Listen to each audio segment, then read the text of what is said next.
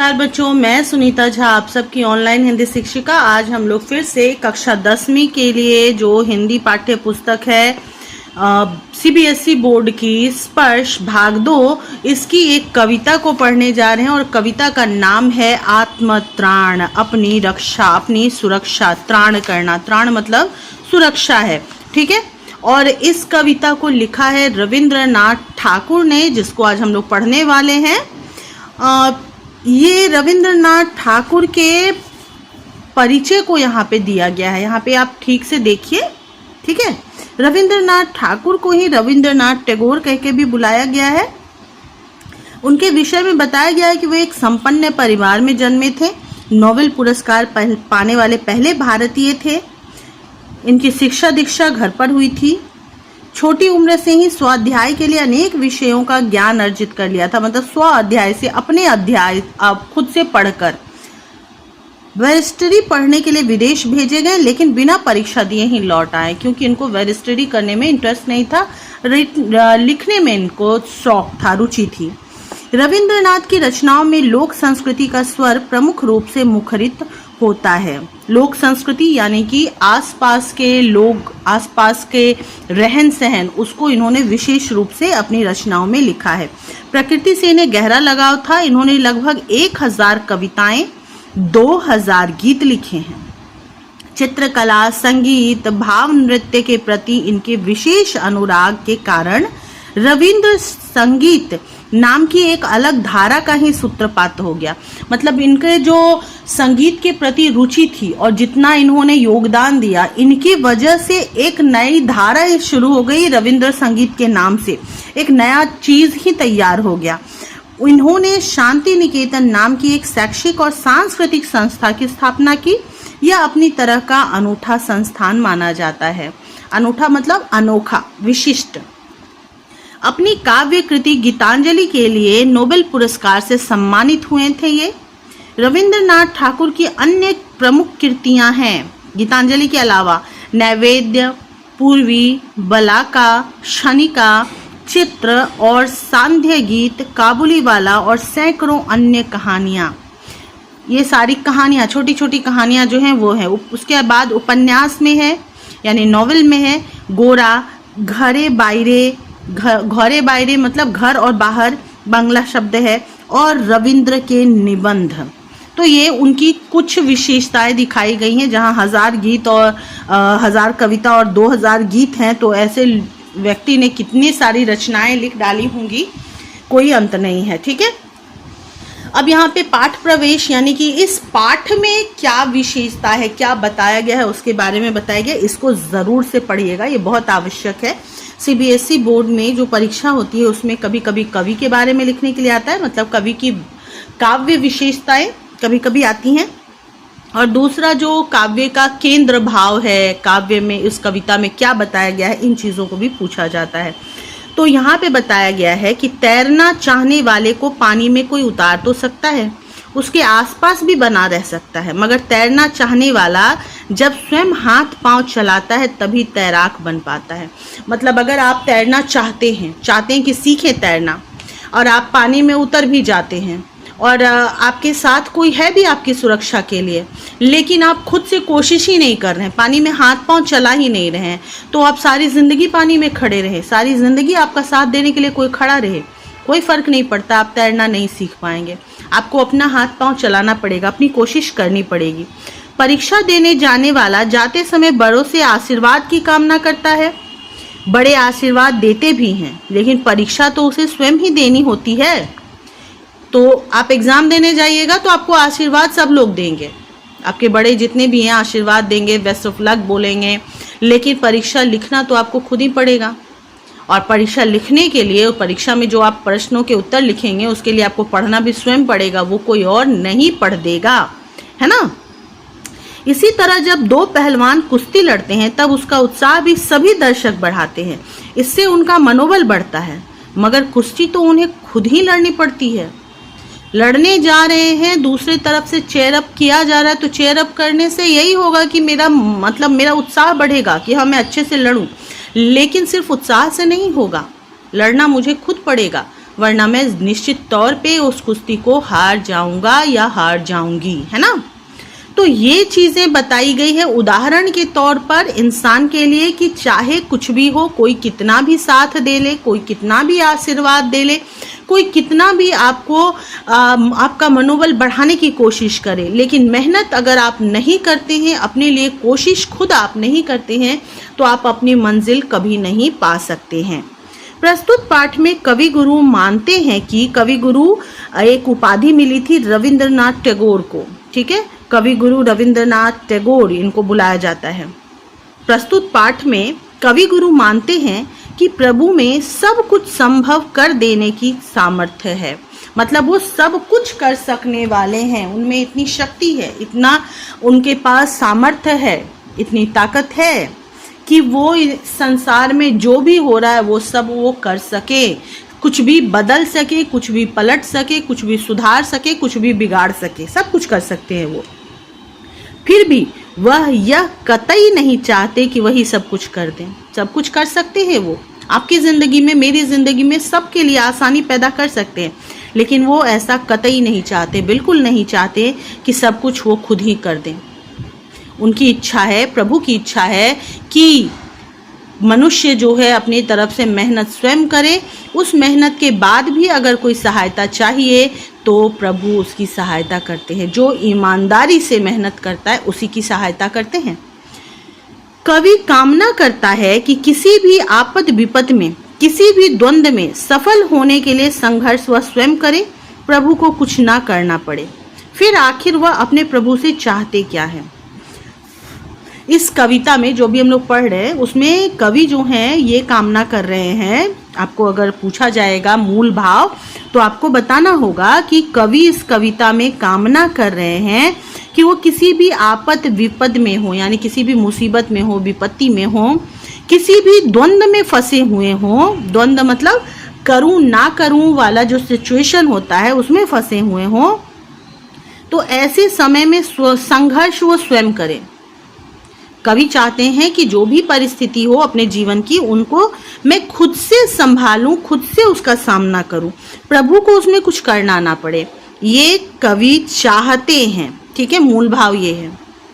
अब आपसे ये प्रश्न पूछा गया है कि अगर कवि ये चाहते हैं कि मुझे सब कुछ करने को मिल जाए, मैं सब कुछ खुद करूं, प्रभु को कुछ ना करना पड़े, तो आखिर इस कविता में वो क्या कामना करते, क्या इच्छा करते, क्या मांगते हैं अपने ईश्वर से, ठीक है। तो मुख्य प्रश्न इस कविता का ये है। मूल भाव अभी हम लोग और आगे इसमें पढ़ने वाले हैं, ठीक है। रविंद्रनाथ ठाकुर की प्रस्तुत कविता का बांग्ला से हिंदी में अनुवाद श्रद्धेय आचार्य हजारी प्रसाद द्विवेदी जी ने किया है। जो कविता भी हम पढ़ने वाले हैं वो कविता बांग्ला में लिखी गई है रविंद्रनाथ ठाकुर के द्वारा। उसको अभी हिंदी में जिस रूप में हम पढ़ने वाले हैं उसका अनुवाद किया है हमारे राष्ट्र कवि आचार्य हजारी प्रसाद द्विवेदी जी ने। द्विवेदी जी का हिंदी साहित्य को समृद्ध करने में अपूर्व योगदान है। अब यहाँ पर उनके विषय में थोड़ा बताया गया है जिन्होंने अनुवाद किया है। हिंदी साहित्य को बहुत विशाल रूप देने में द्विवेदी जी का बहुत बड़ा योगदान है। उन्होंने बहुत कुछ लिखा है साहित्य के विषय में, साहित्य के लिए। वह यह अनुवाद बताता है कि अनुवाद कैसे मूल रचना की आत्मा को अक्षुण्ण बनाए रखने में सक्षम है। मतलब जब कोई मूल रचना का अनुवाद करता है तो उसकी विशिष्टता ही खत्म हो जाती है। उसमें वो सुंदरता, वो खासियत, वो लय नहीं रह जाता, टूट जाता है अनुवाद करते समय। लेकिन ये कविता इतनी सुंदरता से अनुवाद किया गया है कि लगता ही नहीं है कि अनुवाद किया हुआ है, ऐसा लगता है जैसे कि ये मूल रचना है कवि की। तो ये हजारी प्रसाद द्विवेदी जी की काबिलियत है कि उन्होंने कैसे एक दूसरी भाषा की कविता को हिंदी में ऐसे बदला कि वो उसका मूल रूप ही लग रहा है, उसकी आत्मा, उसकी मिठास, उसका लय सब बना रह गया है। कैसे ऐसा हो गया, ठीक है। तो चलिए शुरू करते हैं। ये जो प्रश्न है जो भी हमने देखा कि आखिर कवि अपने प्रभु से क्या चाहते हैं, इस प्रश्न को अभी हम लोग यहाँ पर देखते हैं, ठीक है। उस प्रश्न का उत्तर हम लोगों को मिलता है यहाँ पे। आत्मत्राण, मैंने अभी आपको बताया आत्मत्राण का मतलब होता है अपनी, आत्म मतलब अपना और त्राण का मतलब होता है भय निवारण, बचाव, आश्रय, रक्षा। अपनी रक्षा कैसे करें, अपने भय से बचाव कैसे करें, कैसे हम अपने आप को आगे ले जाएं हर डर को, हर बाधा को तोड़कर। ठीक है, कविता शुरू करते हैं। कवि कहते हैं, विपदाओं से मुझे बचाओ, यह मेरी प्रार्थना नहीं।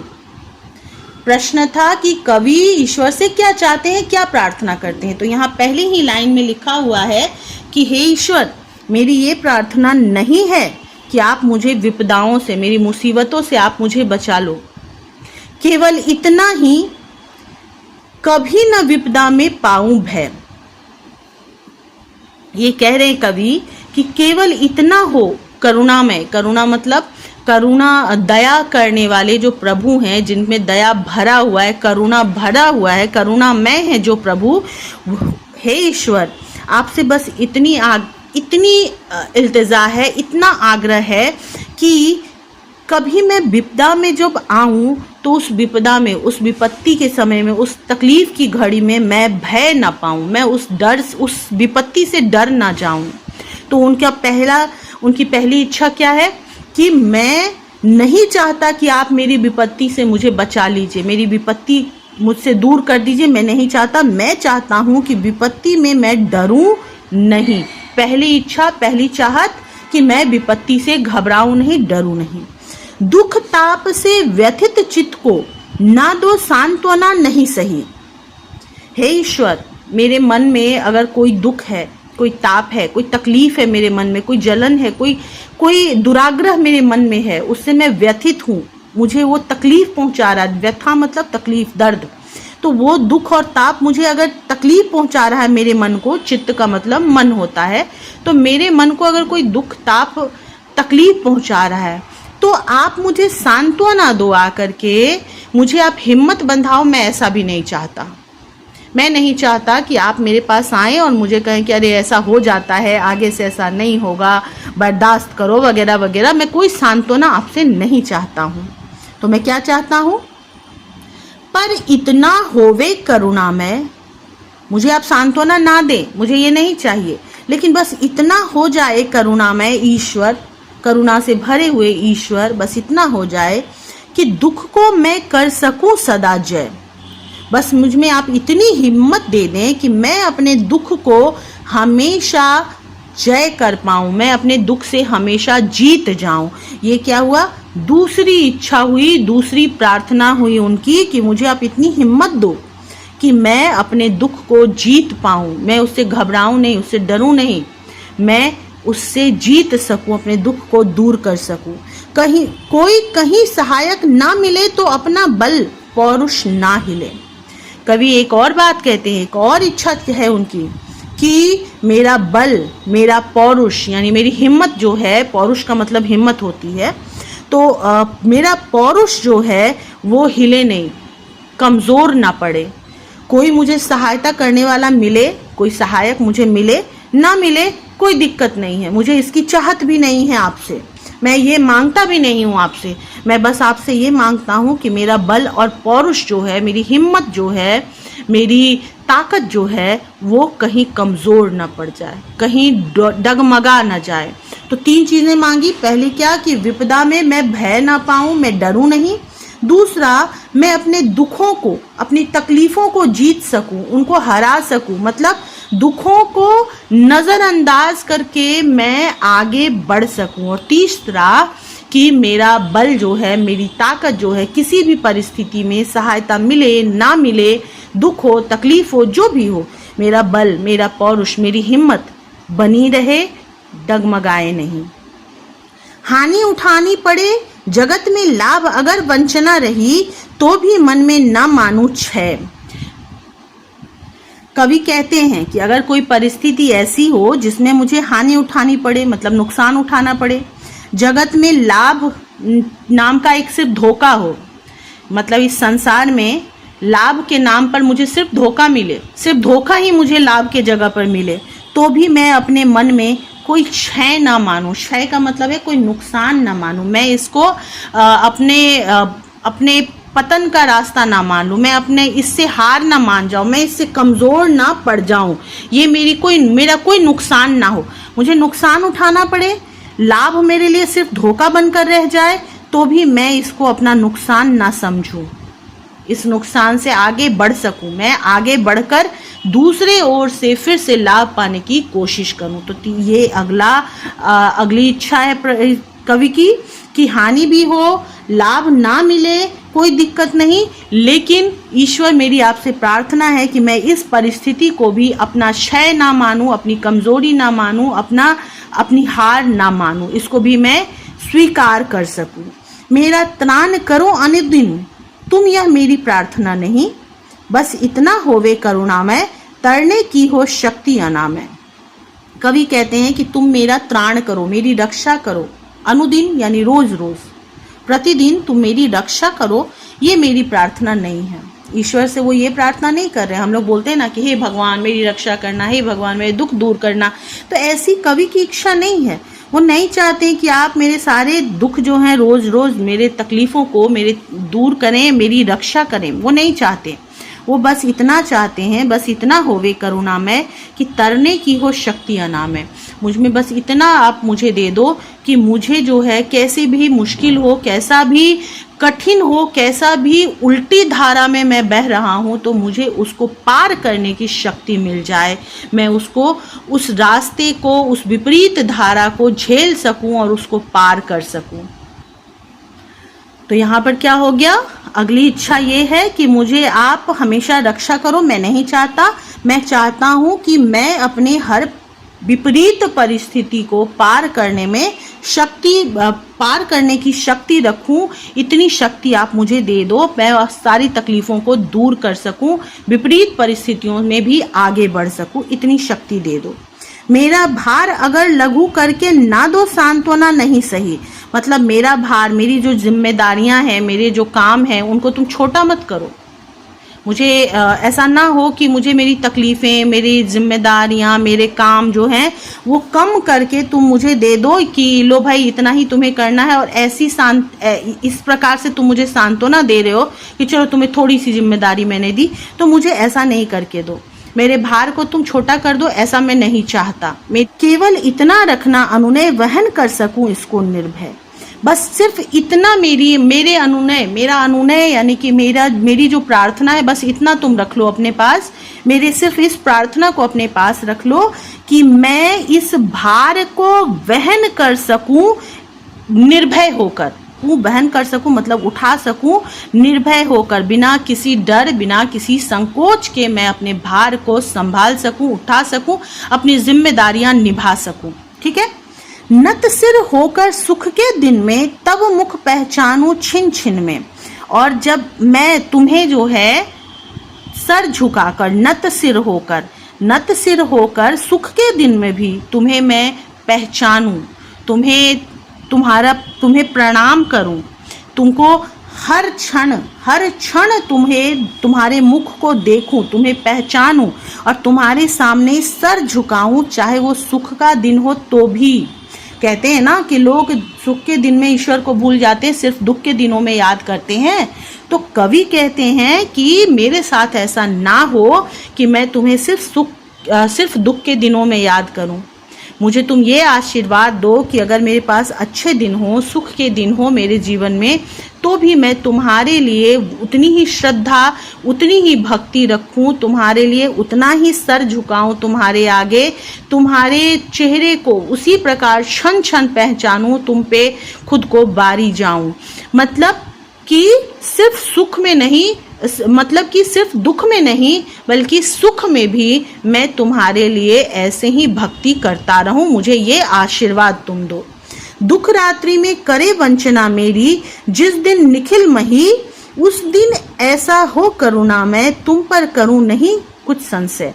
अब ये इसके बाद जो ये आखिरी उनकी इच्छा है, आखिरी उनकी प्रार्थना है, वो प्रार्थना है कि जब कोई दुख की रात्रि आए जिसमें कोई छल मेरे साथ करे, निखिल मही मतलब पूरी धरती, मही मतलब धरती होती है, ठीक है, तो पूरी धरती मेरे साथ वंचना करे, मुझे धोखा दे, दुख की रात्रि हो मेरे लिए, सबसे बड़े कष्ट का समय हो, उस दिन भी ऐसा हो कि मैं तुम पर कोई संदेह ना करूं, कोई संशय ना करूं, मेरा तुम पर विश्वास हमेशा बना रहे, फिर चाहे वो कितना भी बड़ा दुख मेरे जीवन में क्यों ना आ जाए, कितनी बड़ी दुख की रात क्यों ना मेरे जीवन में आ जाए, सारी दुनिया मुझे धोखा क्यों ना दे दे, मैं तुम पर से अपना विश्वास ना खोऊं।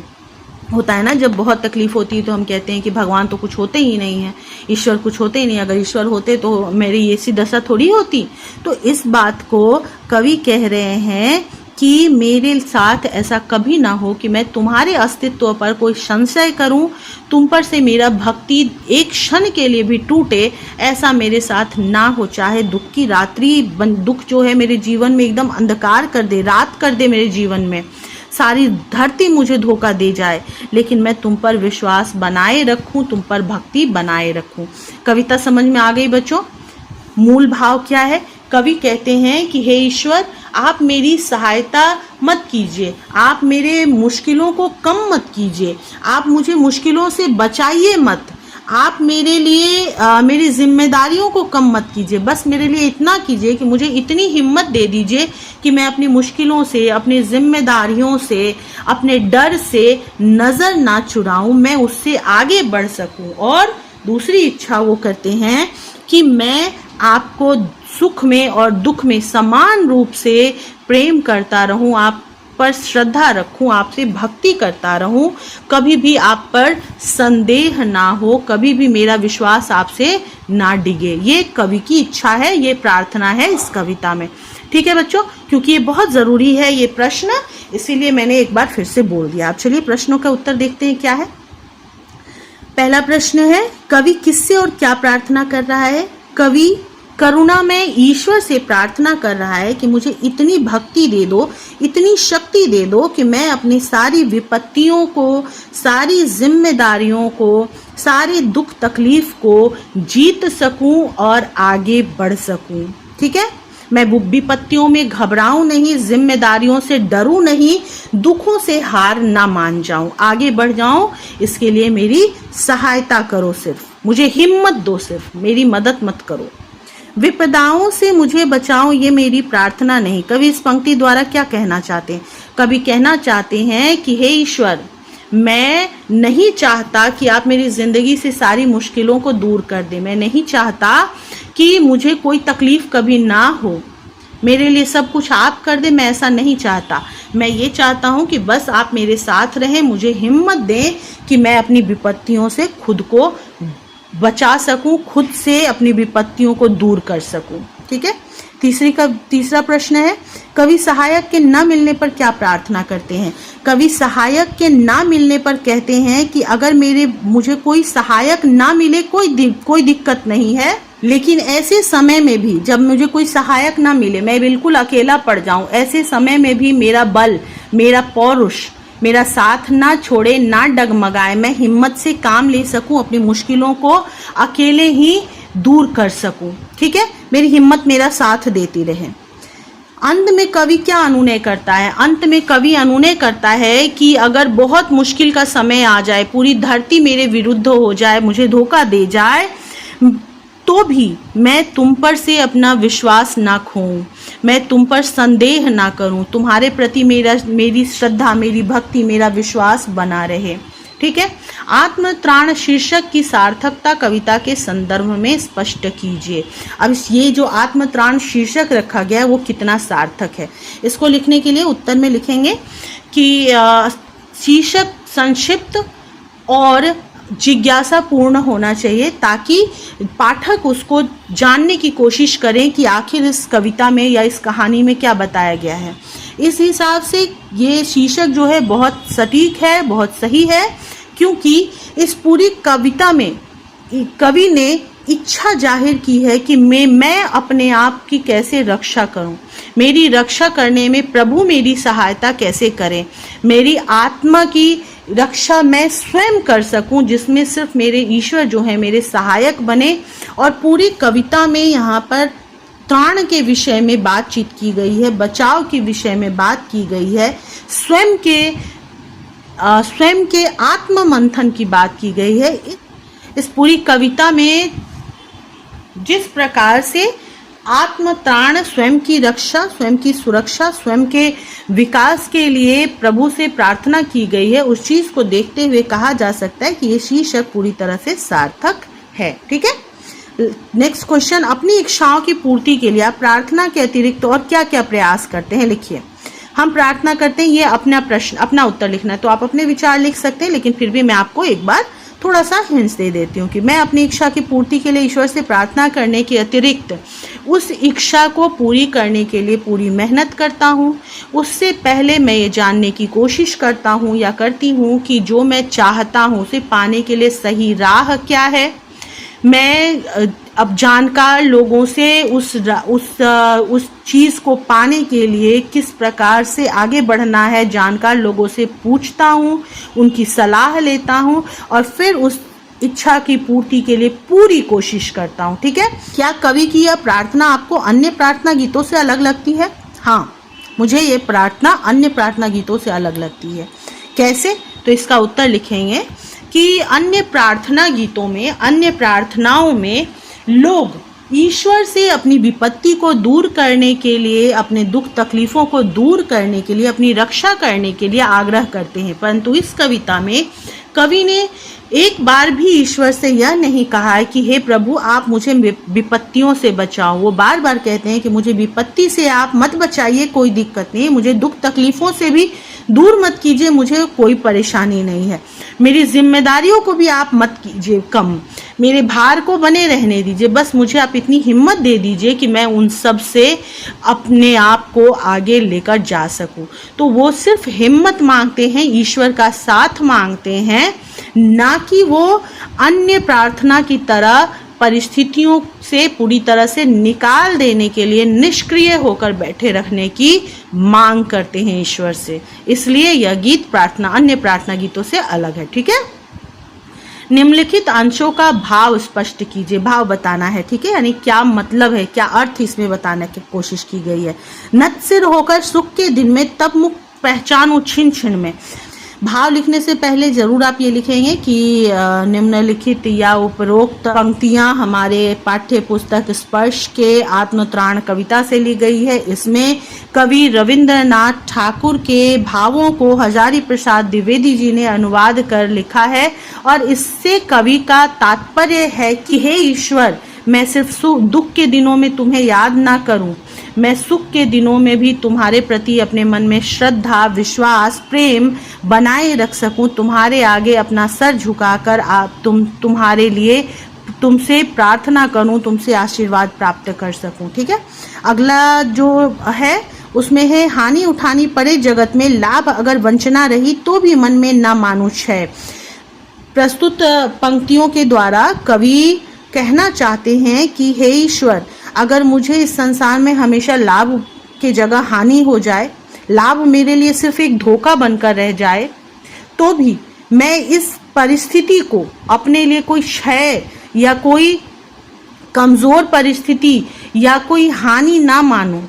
मैं इस चीज को स्वीकार करूं और इन कठिन परिस्थितियों से, हानि की हालत से, परिस्थिति से आगे बढ़ने की कोशिश करता रहूं। मुझे ऐसे आशीर्वाद तुम दे दो। ठीक है। अगला है तरने की हो शक्ति अनामय, मेरा भार अगर लघु करके ना दो सांत्वना नहीं सही। कवि कहना चाहते हैं इन पंक्तियों के द्वारा कि हे शक्ति, हे प्रभु, हे ईश्वर, मुझ में तरने की शक्ति हो, मतलब कैसी भी विपरीत परिस्थिति हो मैं उसको पार कर सकूं, मैं उस विपरीत धारा में भी पार कर सकूं, आगे बढ़ सकूं, मुझे इतनी शक्ति दे दो अनामय। और मेरा भार, मेरी जिम्मेदारियां, मेरे काम, मेरे मजबूरियां, उनको तुम छोटा कर दो। मैं ऐसा नहीं चाहता, मुझे तुम ऐसी सांत्वना नहीं दो, बल्कि मुझे तुम इतनी शक्ति दे दो कि मैं अपने सारे भार को, अपनी सारी जिम्मेदारियों को, अपने सारे कार्यों को खुशी खुशी पूरा कर सकूं, उस भार को वहन कर सकूं बिना किसी डर के। मुझे बस इतनी शक्ति तुम दे दो मेरे प्रभु। ये ईश्वर से प्रार्थना है। ठीक है। यहाँ तक समझ में आ गया। योग्यता विस्तार में बताया गया है कि उनके गीतों को छांटने के लिए बोला गया है, तो आप रविंद्र संगीत में से भी छांट सकते हैं, बहुत सारे गीत हैं उनके। खैर ये प्रश्न में नहीं पूछा जाता है। अनेक कवियों के ने भी प्रार्थना गीत लिखे, उन्हें पढ़ने का प्रयास कीजिए। जैसे यहाँ पे और भी दिए हुए हैं, इनको आपको पढ़ने के लिए बोला गया है, आपकी योग्यता विस्तार के लिए, आपके भावों के विस्तार के लिए, ठीक है। परियोजना कार्य भी इसको रहने देते हैं हम लोग। अब यहाँ पे देखिए कुछ शब्दार्थ दिए हुए हैं जिनको आप लोग देख लीजिए, ठीक है।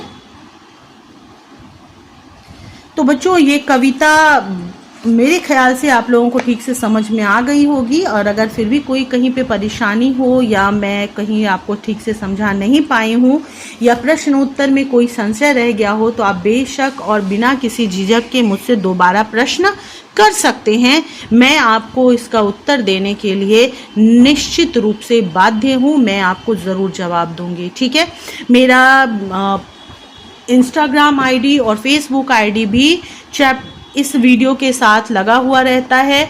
तो अगर किसी तरह का कोई नई कविता हो या किसी तरह के और प्रश्न हो, तो आप उनकी तस्वीर भी आप इंस्टाग्राम पे मुझे भेज सकते हैं, जिसको देख करके मैं वो कविता, चाहे मेरे पास बुक हो ना हो फ़र्क नहीं पड़ता, मैं वो कविता देख करके आपको वो कविता एक्सप्लेन कर दूंगी, अगर मेरे पास तस्वीर होगी तो ये सारी चीज़ें आपके लिए मैं बता रही हूँ इसलिए क्योंकि दुनिया में जितनी भी किताबें हैं सब मेरे पास हो ऐसा ज़रूरी तो नहीं है।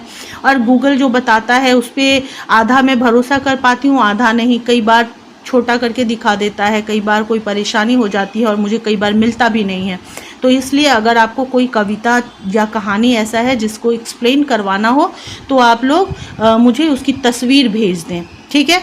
या आप इसी वीडियो के कमेंट बॉक्स में आप उसको टाइप करके भेज दें। मैं कोशिश करूंगी कि आपकी समस्या का समाधान कर सकूं। फिलहाल के लिए इतना ही।